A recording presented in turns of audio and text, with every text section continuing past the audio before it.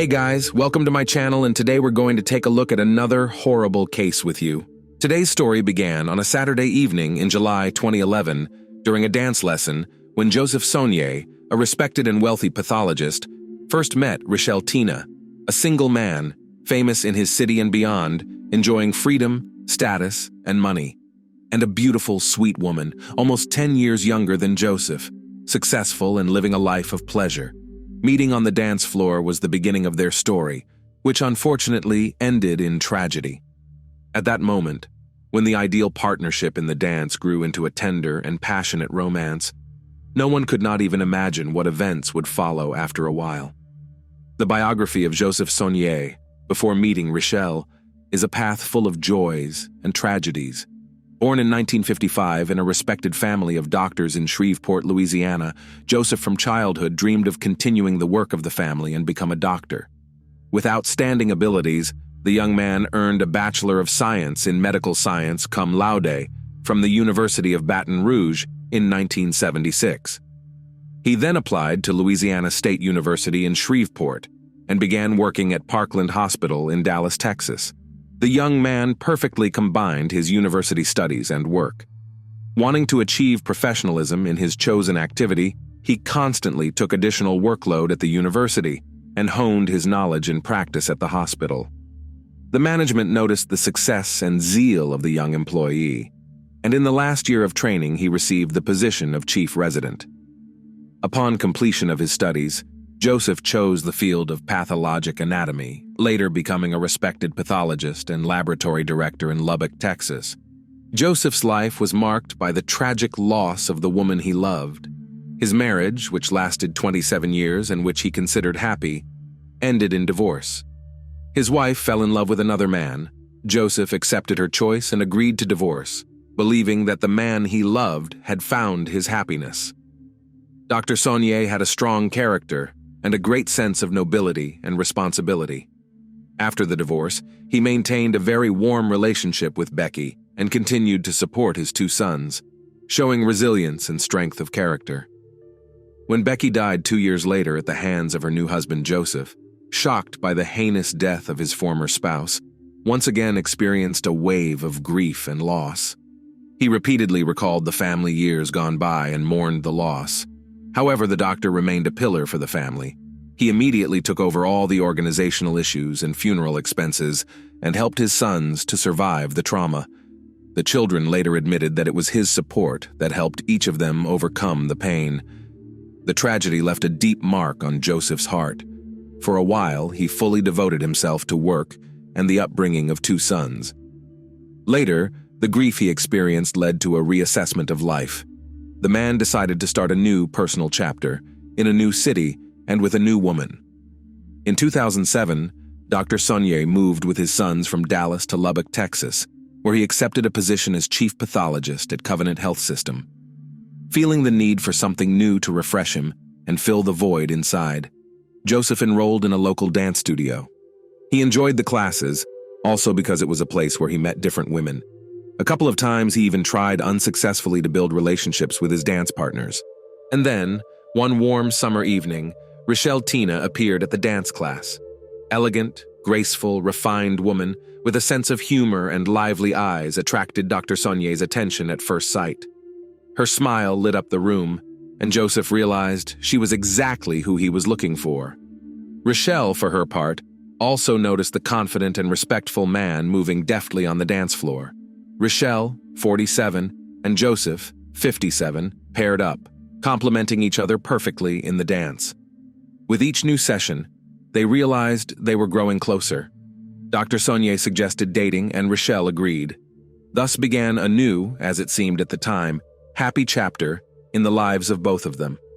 Richelle had an attractive and innate charm that had such a strong influence on men that they were willing to change their lives, destroy marriages, and commit criminal acts for her. Richelle was one of those women who have a unique magnetism, attract attention, and cause passion. Such are called fatal women. Joseph and Richelle's paths would not cross until a July evening because she had previously lived in Amarillo, a couple hours by car from Lubbock. In fact, they were both starting a new life with a clean slate after personal love dramas. Leaving Amarillo, Dr. Sonnier's new lover was running away from the fear and anxiety associated with Mike Dixon, owner of a private clinic in plastic surgery and cosmetology. The woman met Mike in 2008 when she came in for Botox injections. Initially, there was a purely friendly communication, then a slight flirtation, after a spark between them, and began a romance. Richelle was a free, accomplished woman. For a long time, she worked as an executive in the NFL, built a successful career, and did not need anything. 4 children are grown. She owed no one anything. Unlike Mike, who was bound by the bonds of marriage. A plastic surgeon began leading a double life. A few months later, his wife found out about the affair and filed for divorce after 20 years of marriage. Mike was so infatuated with Richelle that he almost did not notice how a huge stage of his life ended. He decisively separated from his wife. For Richelle, who had never claimed to be married to Mike, an exciting affair from which she wanted only joy and ease turned into a union that required her to be just as maniacally obsessed with her partner. Not getting the attention he expected, Mike tried to pressure Richelle, which only served to scare her away. Seeing the manipulation and the desire to completely control her life, the young woman decided to part with the plastic surgeon, and in 2010, the paths of former lovers parted. Nevertheless, even after the breakup, Mike for a long time pursued Richelle, urging her to return. His obsession exceeded all healthy boundaries, forcing Richelle to decide to move to disappear from his sight and free herself from his oppressive influence. That's how Richelle found herself in Labico, intent on starting a new life. Dr. Sonnier and the beautiful, cheerful partner quickly hit it off. Gradually, their relationship grew into true love. Sons and relatives willingly accepted the new lover and were happy for Joseph. The man spared nothing for her, showered her with gifts, invited to the best restaurants and private clubs in the city, took her on trips. After Joseph realized that he finally found a worthy woman with whom he was ready to tie his life, he took her to Los Angeles and, in the presence of his entire family, made a proposal. At that moment, Richelle was 47 years old, and she was literally crazy about her new man. Her personal page in social networks was filled almost daily with love confessions to Joseph. Of course, Mike Dixon couldn't help but see these confessions. The former lover was emotionally shocked to learn that Richelle not only meets with a new man, but also openly confesses his love and is going to marry him. He realized that it would not be possible to get his former friend back, but he dared to offer her to resume the former format of meetings and become at least lovers. The idea to form a love triangle did not find a response. Richelle firmly rejected the proposal and told Joseph about everything. After a while, the couple began to feel that they were being watched.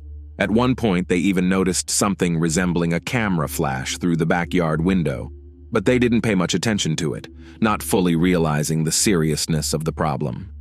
The situation spiraled out of control on July 11, 2012. A landscaper who had arrived at the doctor's home to discuss an upcoming remodel contacted emergency services.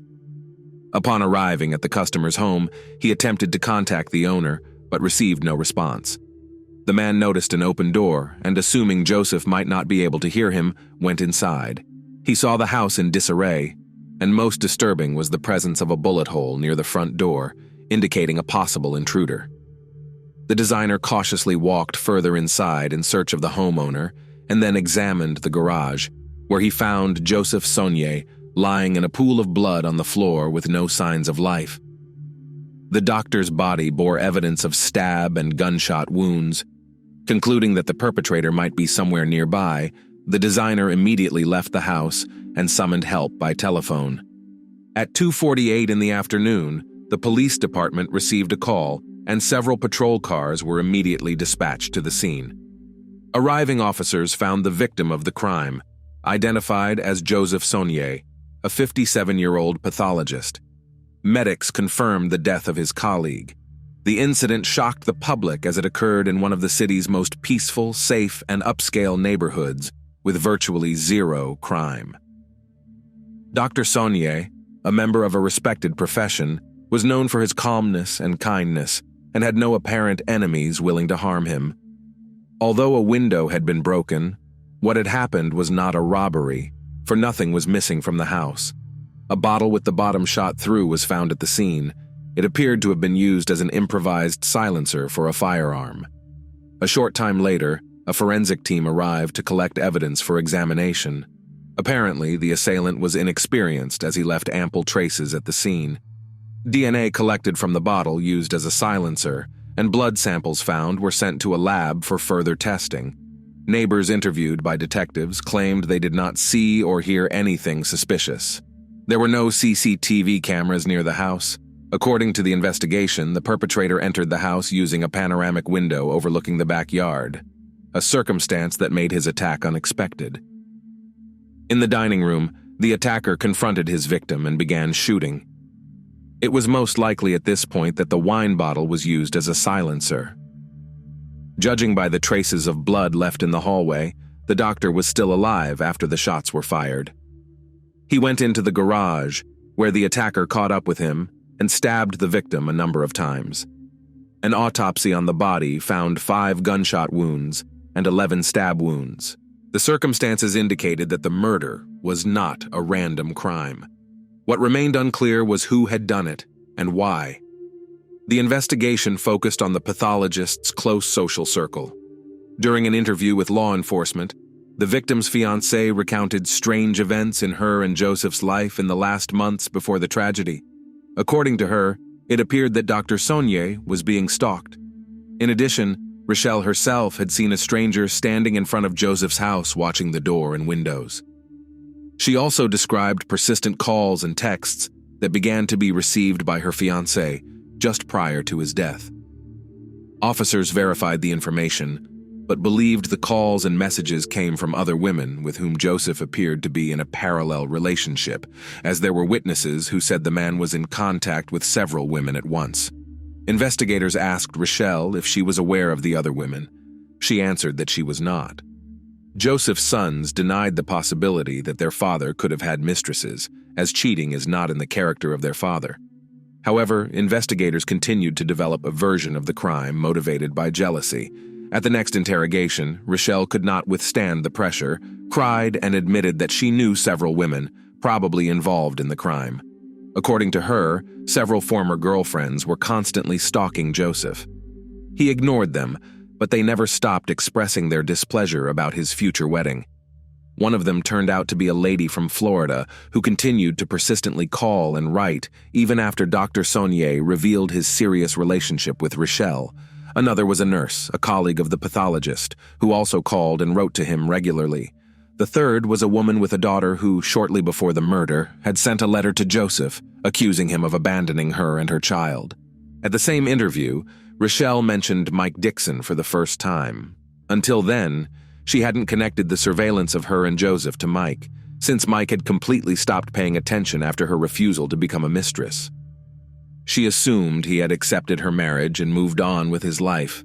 The police had a viable suspect and they went to talk to the plastic surgeon. Mike willingly went to talk to the detectives. He admitted that he had indeed been deeply in love with Richelle and had divorced his wife in the name of that love in an effort to create an opportunity for their future together. He admitted that the separation was a blow to him, and for some time he tried to get Richelle back.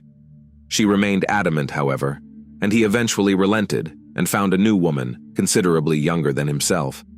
His new girlfriend, a medical student, confirmed his alibi, as Mike was at work at the time of the crime and then spent time with her. The investigation ran into difficulties. All the suspects, including Richelle herself, had incontrovertible alibis. Detectives tried to identify possible enemies of the murdered or people financially interested in his death, but no new figures were found. By the time the lab results came back, the situation appeared to be a dead end. The forensic results, unfortunately, did not add any clarity. The DNA sample from the bottle did not belong to the victim. However, the police database was unable to determine whose sample was found at the crime scene. And that's when law enforcement officials got unusually lucky. The police department received a call from Paul Reynolds, an aspiring EMT from Amarillo. According to him, he was sharing housing with a buddy named Dave Shepard, who had recently confessed to a murder committed in Lubbock, after which he attempted to take his own life, but was rescued. Paul relayed information that a neighbor had told him details of the crime. including specific details that only a small circle of detectives might have known, such as the use of a bottle muffler. The officers realized that Shepard was indeed involved in the crime. A witness who called claimed that Dave was only the perpetrator and that the person who ordered the crime was an unknown doctor associated with plastic surgery. Officers immediately began running a background check on the new suspect and found that Shepard had a violent criminal history with theft and hooliganism, but no major crimes. They determined that he was divorced, unemployed, and had been caught stealing on several occasions, including one where he stole $30,000 from a prominent businessman. Dave was taken to the station for questioning, and pretty quickly he began to confess, confirming that Mike Dixon had indeed hired him to commit the crime. According to Dave, the meeting with the plastic surgeon took place in a bar where both found themselves going through painful breakups with their partners. Under the influence of alcohol, the casual conversation turned into a true friendship. Mike Dixon told a sad love story, complained about Richelle, who had left him and was now about to marry someone else. The man shared that he can't get over his former partner and is willing to do anything to get her back. Deciding that the only obstacle is Dr. Sonnier, Mike and Dave devise a plan. However, their intentions, according to Dave, did not include murder. They simply wanted to slander the pathologist so that proud Richelle would leave him and want to return to Mike. First of all, they found women who were paid handsome sums of money, $1,000 each, to play the role of mistresses and pursue Sonnier. Then came a letter from a woman with a child claiming that Joseph had abandoned her. Dr. Sonnier denied it each time, and Richelle believed him. It also turned out that the camera flash the couple had seen was the light from Dave's cell phone flashlight, who regularly drove to their house and played up the surveillance. Each such trip was financed by Mike Dixon, handing out money for gas and related expenses. When spying and slander failed to separate the lovers, Mike set out to fix the problem in a radical way. He told his friend that he wanted him to kill the pathologist. As payment, Dixon offered 3 silver bars totaling about $10,000. Dave agreed. One of the bars given as a deposit, the hired killer immediately cashed in at a pawn shop. According to Dave Shepard, when he arrived at Dr. Sonnier's house, things got out of control. It was an unintentional shooting. I got scared and he started walking away down the hallway. When I came to my senses from the shock, I shouted, "Dr. Sonnier, are you all right?" Hearing nothing back, I followed him into the garage. He was lying there flat. I distinctly heard his last breath, and I bent down to check his pulse. There was no pulse. In his confession, Shepard claimed that he allegedly stabbed Joseph Sonnier in an irrational and foolish attempt to cover up what he called involuntary manslaughter. "I stabbed him a couple times. I don't remember how many times. You say I stabbed 11 times? I had Dr. Sonnier's phone in my hand, and I thought about dialing the emergency number to call for help, but I didn't. Maybe that's why 11 times. I put the phone back, mutilated the remains, then I went to Mike's, got the rest of the bullion, and tried to kill myself." According to Dave, agreeing to the crime, he did not understand what he was agreeing to, and when he found himself in front of Joseph, he realized that he could not kill. Had it not been for an accidental gunshot, Dr. Sonnier would still be alive. The plastic surgeon was apprehended by police the same day on charges of first-degree murder based on Dave's testimony and an extensive body of other evidence, including compromising phone calls and text messages containing explicit confessions. At the first interview, detectives hoped to elicit a confession, but Mike Dixon stubbornly denied everything, demanding an attorney. A lawsuit ensued. Dave Shepard, as part of a deal with the prosecutor, immediately pleaded guilty to his role as a hired criminal and waived the right to appeal the sentence. As a result, instead of the death penalty, he received a life sentence without parole. Mike Dixon, against whom there was only circumstantial evidence, pleaded not guilty. Unexpectedly, Dave, who was a key witness for the prosecution, testified during the trial that he committed the crime on his own, without any involvement of Dixon in it. Under oath, he said that the silver bars were intended for investment in a business the two of them had intended to start. The jury was unable to reach a unanimous verdict, and a retrial was declared. The second trial took place in 2016. Dixon was found guilty of first-degree murder and sentenced to life in prison without the possibility of parole. An appeal filed by his lawyers led to the reversal of the judgment. The man was released on bail in the amount of $2 million, but the fight for justice did not end. The prosecutor's office sought to have the sentence reinstated by the highest criminal court of the state. Otherwise, a third trial was to be held. The prosecutor's office's motion, filed on February 11, 2019, was granted. In April 2020, the bail was revoked, and an arrest warrant was again issued. The Texas Court of Criminal Appeals reversed the lower court's decision and reinstated Mike Dixon's sentence. The judge ruled that the felon must continue to serve his life sentence without parole. Mike Dixon is currently incarcerated in a prison in Lubbock, Texas. Dr. Joseph Sonnier became part of the love triangle when he began dating Richelle in July 2011. The woman still calls him the main love of her life and regrets that she unknowingly led a criminal to a noble, loving, and honest man. Thanks for watching, guys. Subscribe to the channel and also don't forget to click the bell. There are many shocking stories ahead.